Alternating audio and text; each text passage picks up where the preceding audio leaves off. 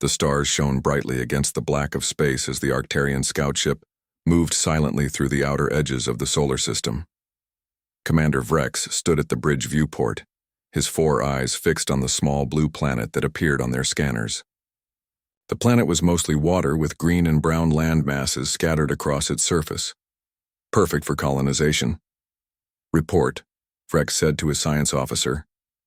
The planet contains abundant resources, Science Officer Mila replied. Water, minerals, and a breathable atmosphere. It is inhabited by a species that calls themselves humans. They have achieved basic space travel, but have only ventured as far as their orbital satellite and nearest planet. Vrex nodded, his scaled skin reflecting the blue light from the control panels. The Arcturian Empire had conquered 12 worlds in the last cycle. Each conquest had been quick and efficient. Less advanced species usually surrendered after the first wave of attacks. Those who resisted were crushed swiftly. Any signs of advanced weapons technology? He asked. Negative, Commander. They use primitive projectile weapons and have limited energy-based defenses. Their space vessels are slow and poorly armed. Vrex smiled, revealing rows of sharp teeth. Send the report to the fleet. We will begin the invasion in 3 days. As the scout ship turned to leave the solar system, a small object attached itself to its hull. The Arcturians did not notice the tiny human probe that would track them back to their fleet. On Earth, in the underground military base called the Bunker, Captain Lisa Brown looked at the data coming in from the deep space probe. Her heart raced as she realized what she was seeing. The probe had discovered an alien vessel at the edge of the solar system, and it was clearly examining Earth. "Get me General Harris," she said to her assistant. 5 minutes later, the stern face of General Richard Harris appeared on the screen. "This better be important, Captain," he said. "Sir, the deep space probe we sent out last month has detected an alien ship. They've been scanning Earth.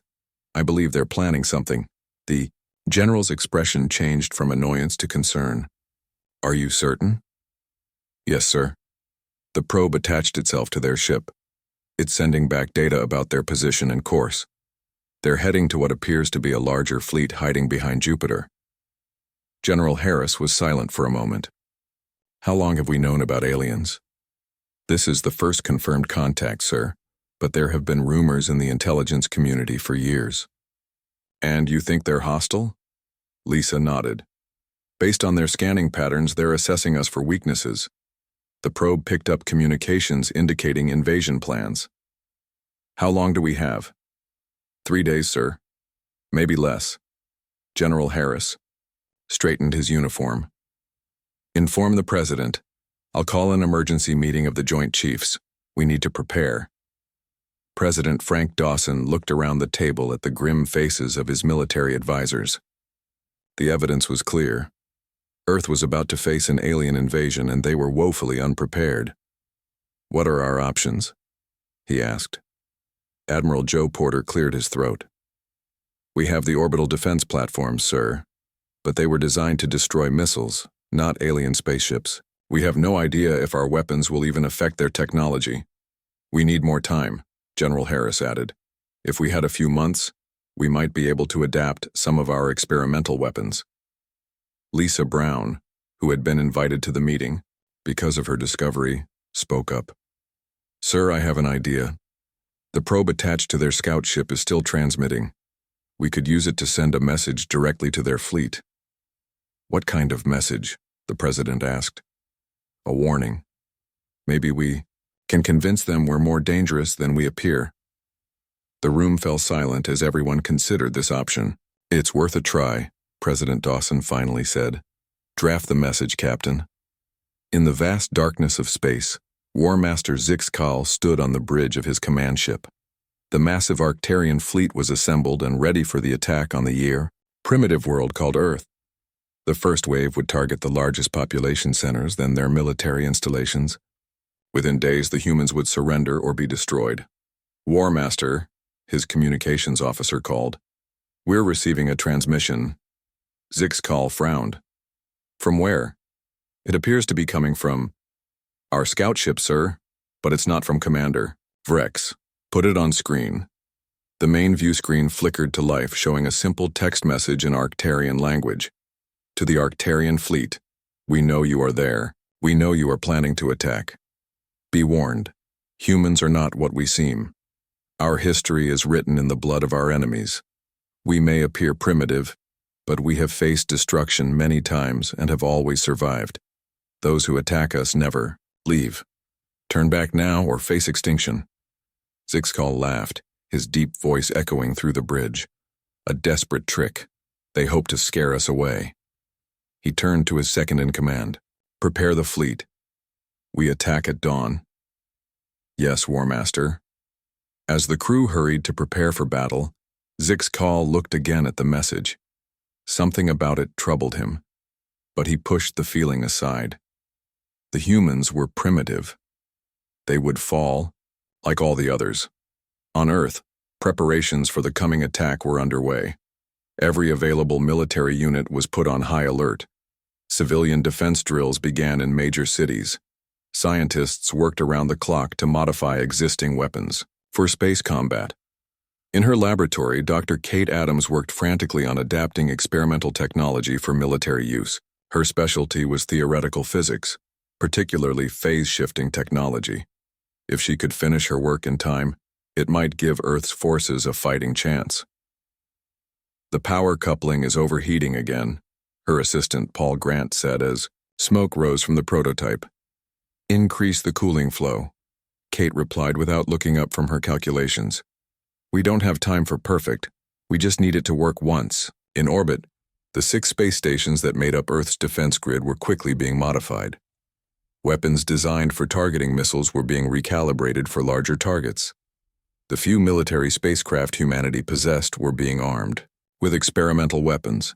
Captain John Mitchell, commander of the orbital defense platform Unity, watched as his crew worked to prepare for the coming battle. They had trained for many scenarios, but never for this. Sir, his tactical officer called. Long-range sensors are picking up movement. Multiple objects entering the solar system. John looked at the tactical display. Dozens of ships, far larger than anything humans had built, were approaching Earth. The Arctarians had arrived early. Sound general quarters, he ordered. And send word to Earth, they're here. The battle for humanity's survival was about to begin. The sky turned red as the first Arctarian ships entered Earth's atmosphere. They moved like dark clouds over major cities: New York, London, Beijing, Moscow. Their massive hulls blocked the sun, casting shadows over millions of frightened people below. In New York, the first attack came without warning. A beam of bright blue energy shot from the alien ship, cutting through skyscrapers like they were made of paper. Buildings fell. Dust filled the streets. People ran screaming as more beams sliced through the city. In the Pentagon's war room, military leaders watched in horror as similar attacks happened around the world. Screens showed destruction in every major city. Communication systems were failing. Millions were already dead. Status report, President Dawson demanded, his face pale with shock. Admiral Porter checked the incoming reports. Sir, we've lost contact with most major cities. Our military bases are under direct attack. The orbital defense platforms are engaging the enemy, but... He paused, looking down at his tablet. We've already lost 3 of the 6 platforms. General Harris slammed his fist on the table. Our weapons barely damaged their ships. The few hits we've scored seem to bounce off some kind of energy shield. President Dawson looked around the room. What about nuclear options? We've tried, sir, a colonel replied. We launched 3 ICBMs at their ships. They were shot down before they even reached the atmosphere. Lisa Brown, who had been quietly analyzing data in the corner, spoke up. Sir, there's something odd about their attack pattern. They're hitting cities and military bases, but they're avoiding power plants, water treatment facilities, and agricultural areas. They want our resources, General Harris said, understanding dawning on his face. They're not just killing us, they're planning to move in. President Dawson stood straight, his decision made. If we can't win conventionally, we need to change the rules. General, initiate Operation Scorched Earth. If they want our planet, we'll make sure there's nothing left worth taking. In Colorado, Dr. Kate Adams felt the ground shake as distant explosions rocked the mountains. The secret laboratory where she worked was built deep underground, designed to survive even nuclear attacks. Now, it might be the last safe place in America. Power fluctuations again, Paul said as the lights dimmed momentarily. The backup generators are struggling. Kate nodded, not looking up from her work. The phase shift device in front of her was nearly complete. If it worked, it could disrupt the alien shields, making their ships vulnerable to Earth's weapons. How much longer? Asked Major Carl Nelson, the military officer in charge of the facility's security. An hour, maybe less, Kate replied. But I can't guarantee it will work. This is all theoretical. Major Nelson checked his watch. We may not have an hour. Our last communication from command said the aliens have landed ground forces. They're sweeping west from the coast. As if to confirm his words, an alarm blared through the facility. Red emergency lights began to flash. They've found us, Paul whispered. Major Nelson drew his weapon. Dr. Adams, you have 30 minutes. My team will hold them off as long as we can. On the bridge of his command ship, War Master Zixcal watched with satisfaction as his forces swept across the planet. The humans were fighting back, but their weapons were ineffective against Arctarian technology. Victory was assured. War Master, his science officer called. We're picking up unusual energy readings from multiple locations on the planet. Zixcal turned. Explain. The humans are destroying their own resources. They've detonated explosives at major dams, oil fields, and agricultural centers. They're poisoning their water supplies and burning their food stores. Why would they do this? Zixcal asked, genuinely puzzled. It appears to be a deliberate strategy, the science officer replied. If they cannot win, they will ensure we lose as well. For the first time, Zixcal felt a flicker of doubt. In 12 previous conquests, no species had ever chosen self-destruction over surrender. It was irrational. His thoughts were interrupted by an alert from the tactical station. War Master, 3 of our ships in the northern region have gone silent. Show me. The screen displayed 3 Arctarian battleships crashing to the ground, their engines dead, their shields failing. Human aircraft swarmed around them, firing missiles into the vulnerable ships. What happened to their shields? Zixcal demanded. No, one had an answer. In the smoky remains of her lab, Kate Adams looked at the data on her tablet. The first test of her phase shift device had worked better than she had dared to hope. 3 alien ships had been disabled. It works, she said to Paul, who was bandaging a wound on his arm. The aliens had breached the outer defenses of the facility, but Major Nelson's team had managed to push them back. Can we build more? Paul asked. Kate nodded. The design is uploaded to the military network. Any lab with the right equipment can build them now, but we need to get out of here. This place isn't safe anymore. Major Nelson approached, his uniform torn and bloody. We've secured a route to the surface. There's a helicopter waiting. Command wants you in Washington immediately, Doctor. They're planning a counterattack. In what remained of the White House, President Dawson met with his surviving advisors. The first week of the invasion had been devastating. Billions were dead. Most major cities were in ruins. But for the first time, there was a glimmer of hope. Dr. Adams's phase shift technology works, General Harris reported. We've taken down over 20 alien ships in the last 12 hours. We're producing the devices as fast as we can. What about Operation Scorched Earth? The president asked. Proceeding as planned, Admiral Porter replied. We've destroyed or contaminated 60% of our own resources. The aliens are trying to stop us, but they can't be everywhere at once. Lisa Brown, who had been studying the alien communication patterns, spoke next. Sir, we're seeing increased traffic between the ground forces and their fleet. They seem confused by our tactics. President Dawson allowed himself a small smile. Good. General, what's the status of our counteroffensive? Ready to launch?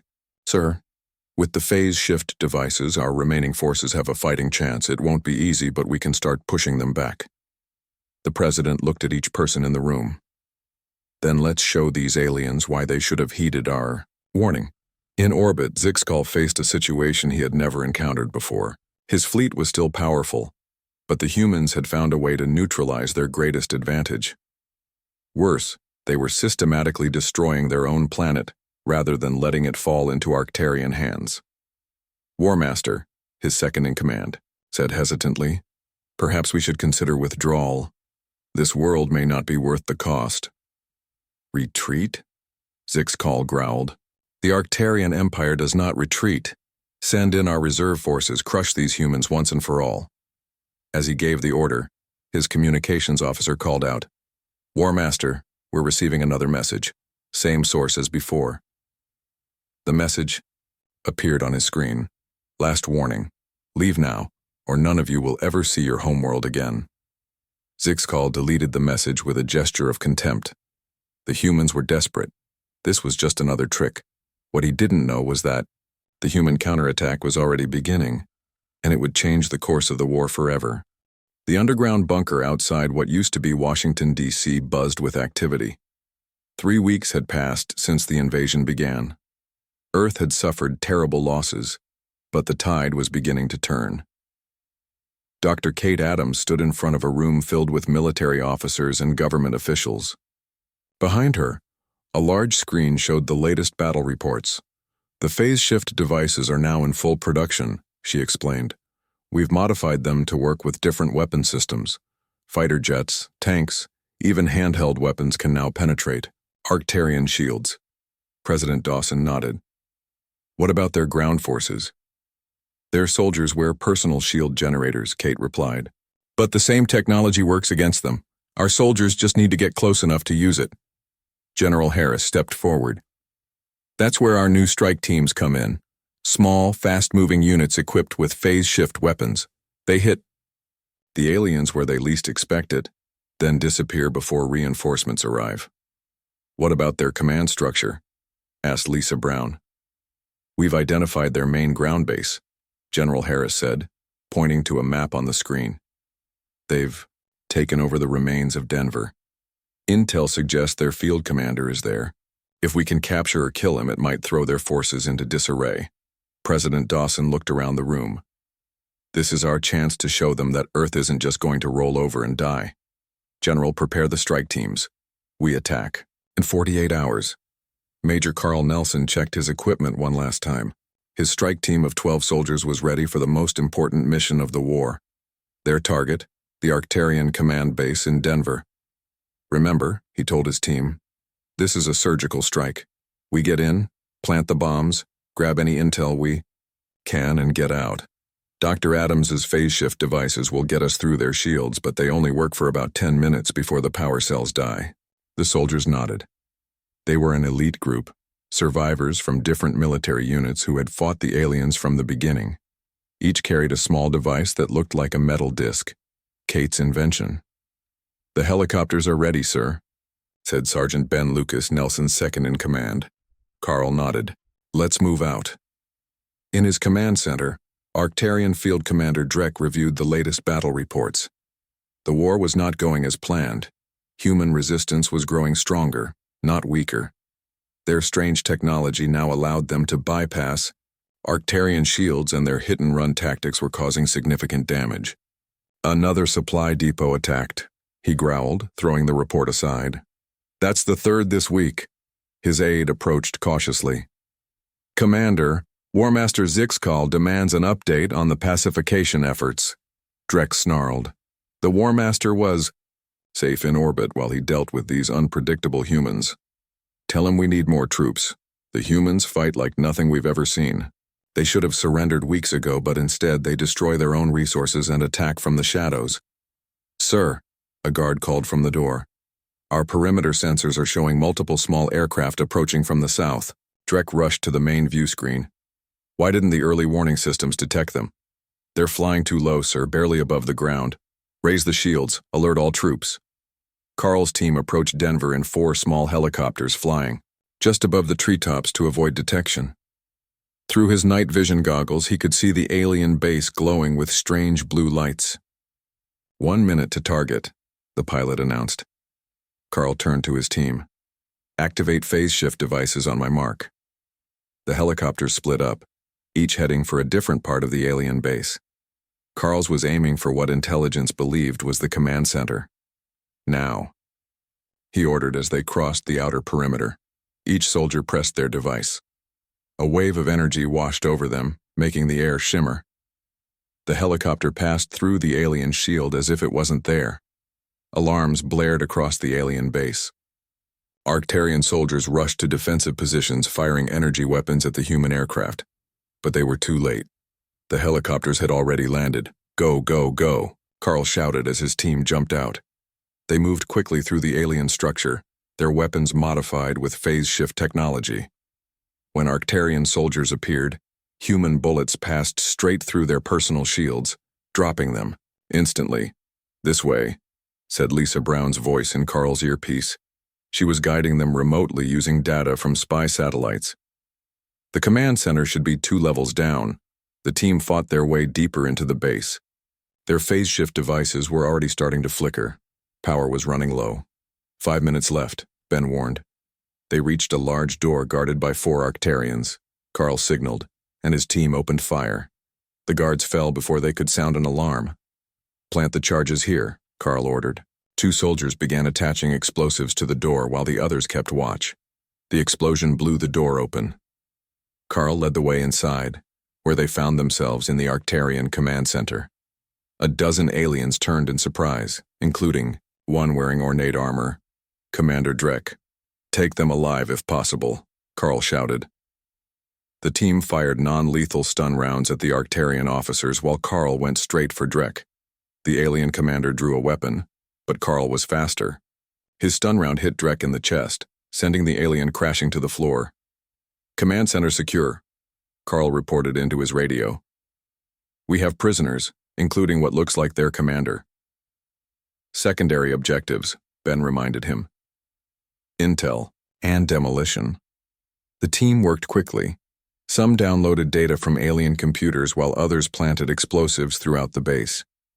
Carl supervised as Drek and 3 other high-ranking Arcturians were bound and prepared for transport. 1 minute to phase shift failure, Ben warned. "All teams, evacuate now," Carl ordered over the radio. They rushed back to the helicopters, dragging their prisoners with them. Arcturian reinforcements were closing in, but the humans had the advantage of surprise. The helicopters lifted off just as the phase shift devices failed. Energy bolts from alien weapons began hitting the aircraft, but they were already accelerating. "Away from the base. Detonate," Carl ordered once they were clear. The explosives planted throughout the base went off in a series of massive explosions. The Arcturian headquarters collapsed in flames. In orbit, War Master Zixcal received the news of the attack with cold fury. His ground commander captured, his headquarters destroyed, his forces in disarray. "How did they penetrate our shields?" he demanded. "Unknown, War Master," his officer replied. "But they're using the same technology across the planet now. Our ground forces are suffering heavy losses." For the first time, Zixcal faced the possibility of defeat. No species had ever developed countermeasures to Arcturian technology so quickly. No species had ever fought back with such ferocity after suffering such devastating losses. His communications officer interrupted his thoughts. "War Master, we're receiving a transmission from the humans." The screen showed President Dawson, standing in what appeared to be a military bunker. "Attention Arcturian forces," he said. "You came to our world uninvited. You killed millions of our people. Now you see what happens when you threaten humanity. We've captured your ground commander and destroyed your headquarters. This is just the beginning. Every day you remain on our planet, your losses will grow. We will never surrender. We will never stop fighting. Leave now, or prepare to join the list of species who underestimated humanity and paid the ultimate price." The transmission ended, leaving Zixcal staring at a blank screen. For the first time since the invasion began, he remembered the warning they had received. "Attack them, and they will never let you leave." He was beginning to understand what those words truly meant. 2 months after the capture of Commander Drek, the war had changed dramatically. Human forces were no longer just defending. They were taking the fight to the Arctarians. Every day, more alien bases fell to coordinated attacks using phase shift technology. In the underground research facility beneath Mount Weather, Dr. Kate Adams examined the Arctarian prisoner. Commander Drek sat silently in his cell, his 4 eyes watching her with hatred. "Why do you fight?" Kate asked. "You must see, by now, that you can't win." Drek made a sound that might have been a laugh. "You humans are primitive. Even with your clever tricks, you cannot stand against the might of the Arctarian Empire. The War Master will send more ships, more soldiers. Your world will fall." Kate shook her head. "You still don't understand us. Humanity doesn't give up. The more you hurt us, the harder we fight back." She turned to leave, but Drek spoke again. "We've conquered 12 worlds before yours. None resisted like this." "Why?" Kate looked back at him. "Because those other worlds had something to lose. You've already taken everything from us. Now we have nothing left except revenge." In a makeshift laboratory that had once been a high school science room, Paul worked with a team of engineers. They were studying parts salvaged from destroyed Arctarian ships. "Their power systems are incredible," he told Major Nelson, who had stopped by for an update. "They use some kind of crystal technology we've never seen before." Carl looked at the alien components spread across the tables. "Can we use any of this?" Paul nodded excitedly. "That's the best part. We're already adapting their technology to improve our weapons, and we've made another breakthrough." He held up what looked like a small metal box. "This is a portable version of Dr. Adams's phase shift device. It runs for 30 minutes instead of 10, and it's small enough to fit in a pocket." Carl took the device, turning it over in his hands. "How many can you make?" "With the factories we've set up, thousands per day." "Good," Carl said, "because we're going to need them for the next phase of the war." President Dawson stood before the remains of the United Nations in the underground facility that had become humanity's last government. Representatives from every surviving nation listened as he outlined the next step in Earth's fight for survival. "For 2 months we've been hitting the enemy where it hurts," he said. "But it's time to take the next step. Our scientists have studied their technology. Our soldiers have learned their tactics. Now we're ready to take the fight to space." "General." Harris stepped forward. "Using salvaged Arctarian technology, we've modified our remaining spacecraft for combat. The phase shift devices let us get close enough to do real damage, but more importantly, we've adapted their own weapons to use against them." Admiral Porter continued the briefing. "Our goal is to disable their fleet, not destroy it. Every ship we capture gives us more technology, more weapons we can use. We've already begun retrofitting our own satellites with Arctarian shield systems. This is no longer just about survival," President Dawson said. "This is about making sure that no alien species ever threatens Earth again." On his command ship, War Master Zix Call watched with growing concern as his ground forces were systematically pushed back. The humans had learned too quickly, adapted too well. They were using Arctarian technology against its creators. "Status report," he demanded. "We've lost control of the eastern continent," his officer replied. "Our forces are retreating to fortified positions in the west. The humans have captured 6 more of our supply ships in the last week alone. And Commander Drek? Still in human custody. They've made no demands for his return." Zix Call paced the bridge. The invasion had become a disaster. His career, possibly his life, would be forfeit when the High Command learned of this failure. "War Master," the communications officer called. "We're detecting multiple small craft launching from the planet's surface." "Show me." The screen displayed dozens of human spacecraft rising through the atmosphere. They were crude vessels, but Zix Call could see they had been modified with Arctarian technology. "They wouldn't dare attack the fleet," he said, though without much conviction. "War Master, they've disabled our forward sensors. They're approaching from multiple vectors." Zix Call felt a chill run down his spine. "Raise shields, launch all fighters." But it was too late. The human ships equipped with phase shift devices passed through the Arctarian shields as if they weren't there. They attached themselves to the hulls of the larger alien vessels like parasites. "They're cutting through our hulls," an officer shouted. The bridge rocked as explosions tore through the ship. Emergency alarms blared. Humans have boarded decks 3 through 7. Zixcall drew his weapon. All soldiers, repel boarders. We cannot let them take this ship. Carl led his strike team through the corridors of the Arctarian command ship. They moved quickly, their phase shift devices allowing them to pass through internal security barriers. Each soldier carried weapons modified from Arctarian technology. "Remember the plan," Carl said. "Take the bridge, capture the War Master, secure the ship's systems." They encountered resistance as they approached the bridge. Arctarian soldiers fired energy weapons at the humans, but Carl's team had trained for this. They used the ship's own design against the defenders, taking cover where the aliens couldn't hit them. "Bridge is just ahead," Ben said. "Heavy resistance." Carl nodded. "Use the shock grenades." The special grenades had been designed by Paul's team, based on Arctarian stunning technology, but modified to affect the alien physiology. The team threw them around the corner, then waited for the bang. When they moved forward, they found a dozen Arctarian soldiers lying unconscious. The way to the bridge was clear. "Breach in 3, 2, 1. They burst onto the bridge, weapons ready. Arctarian officers turned in surprise, reaching for their weapons, but the humans were faster. Within seconds, most of the bridge crew was stunned or surrendered. Carl spotted a tall Arctarian in ornate armor, the War Master. Zixcall fired an energy weapon, hitting one of Carl's soldiers. Carl responded with his modified rifle, the shot, catching Zixcall in the shoulder. The War Master fell, wounded but alive. "Bridge secure," Carl reported into his radio. "We have the War Master." Similar reports came in from around the fleet. One by one, the Arctarian ships were being captured by human strike teams. "Begin Phase 3, came the order from Earth Command.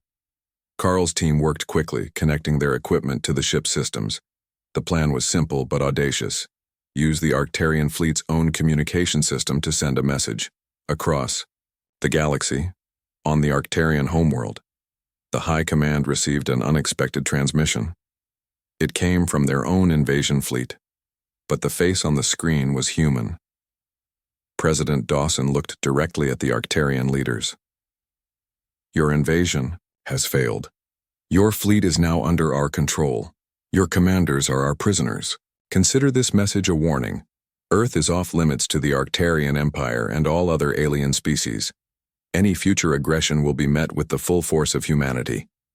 The screen changed to show dozens of captured Arctarian ships, now flying, with human markings alongside their original insignia. "We're keeping your fleet as Yum insurance.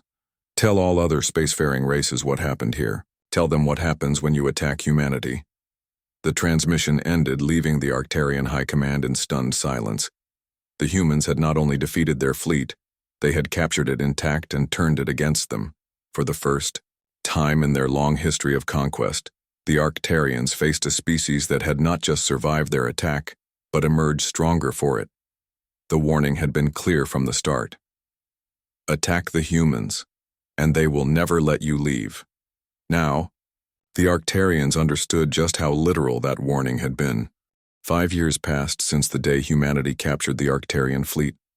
Earth had changed in ways no one could have imagined before the invasion. Cities were being rebuilt. New technologies based on Arctarian science were changing how people lived, and humanity was no longer alone in the universe. On the newly constructed space station Unity, President Dawson looked out at the stars. The massive structure hung in orbit above Earth, built using Arctarian technology. It served as both Earth's first line of defense and as a symbol of humanity's new place in the galaxy. "Beautiful, isn't it?" Lisa Brown said, as she joined him at the viewport. After the war, she had been appointed as Earth's first ambassador to extraterrestrial species. "Sometimes I still can't believe we survived," Dawson replied. "Did more than survive," Lisa said. "We've changed the balance of power in this part of the galaxy." They watched as ships moved around the station.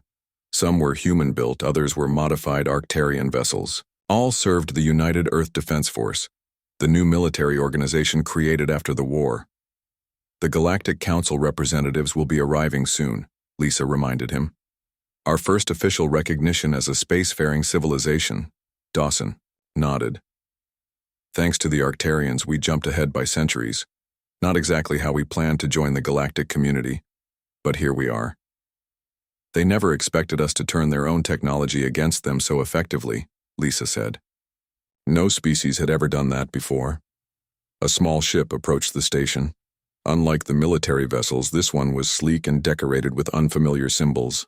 That's them, Lisa said, the council representatives. In the main conference room of Unity Station, Earth's leaders gathered to meet the Galactic Council delegation. General Harris, now the commander of the United Earth Defense Force, stood beside Dr. Kate Adams, who headed the new Extraterrestrial Technology Division. Major Carl Nelson, promoted after his successful capture of the Arctarian command ship, led the station's security team. The doors opened, and 3 alien beings entered. They looked nothing like the Arctarians. One had blue skin and 6 limbs. Another floated above the ground, surrounded by a cloud of glowing particles. The third looked almost human, except for the silver skin and eyes with star-like pupils. "Greetings," said the silver-skinned alien in perfect English. "I am Zor, representative of the Galactic Council. These are my colleagues, Vreen and Ilara." He gestured to the other aliens. President Dawson stepped forward. "Welcome to Unity Station. I am Frank Dawson, President of the United Earth Alliance." Zor looked around the room. "We have been observing your species for some time. Your victory over the Arctarian Empire was unexpected. We're full of surprises," General Harris said with a slight smile. "Indeed," Zor agreed. "No species has ever defeated the Arctarians in their 12,000 years of conquest. Yet you not only drove them from your world, but captured their fleet, and advanced your technology by centuries in just a few years. We adapt quickly when we need to," Kate explained. "It's a human trait." Zor nodded. "The Council has many questions about humanity. Your potential is concerning to some of our members." "Concerning?" Dawson asked. "You defeated one of the most powerful military forces in the galaxy using technology you didn't even possess at the beginning of the conflict." Ilara spoke, her voice melodic. "Some see this as a potential threat." "We defended ourselves," Carl said firmly. "We didn't start that fight." "But you finished it quite thoroughly," Vreen added, his 6 limbs moving in what might have been a gesture of appreciation. "The Arctarian Empire has withdrawn from 3 other worlds they had conquered since your victory. Your actions have changed the balance of power in this sector." "We're not interested in conquest," President Dawson assured them.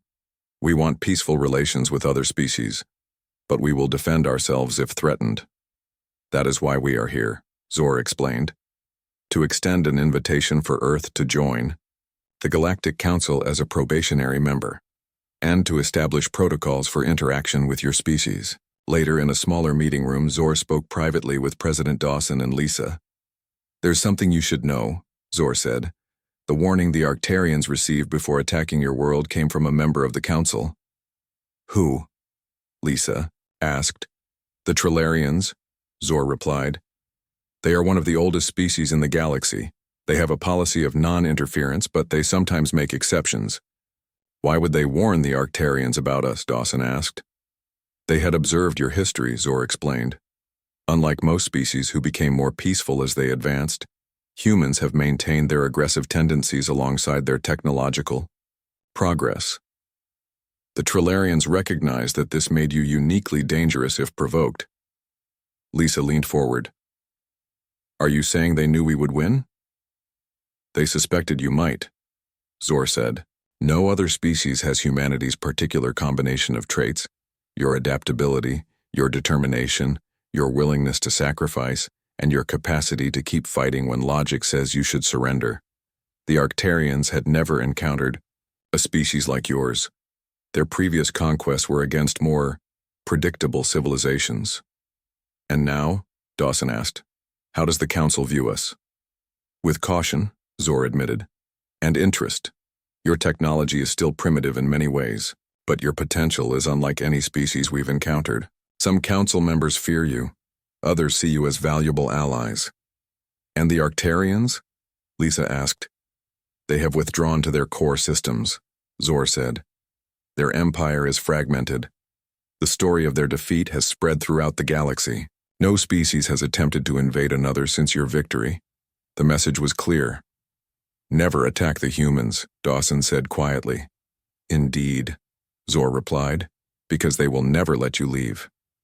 In a secure facility deep beneath Unity Station, Commander Drek sat in a comfortable cell. Unlike most Arctarian prisoners who had been returned to their homeworld as part of a peace agreement, Drek had chosen to remain.